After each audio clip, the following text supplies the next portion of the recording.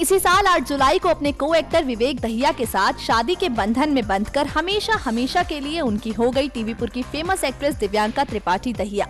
दिव्यांका उस दिन से ही सुर्खियों में बनी हुई हैं जब से वो शादी करने जा रही हैं, इस बात की खबरें आई थी। उनके शो ये है मोहब्बतें में वो सीरियल की लीड इशिता के किरदार में नजर आती हैं और अगर आप इस सीरियल के रेगुलर व्यूअर हैं तो आप जरूर जानते होंगे ये बात कि सीरियल में उनका किरदार कितना शांत और गंभीर है। लेकिन हाल ही में कुछ ऐसा हुआ है जिसके बाद उन्होंने अपना आपा खो दिया और फिर सोशल मीडिया पर जमकर अपनी भड़ास निकाली।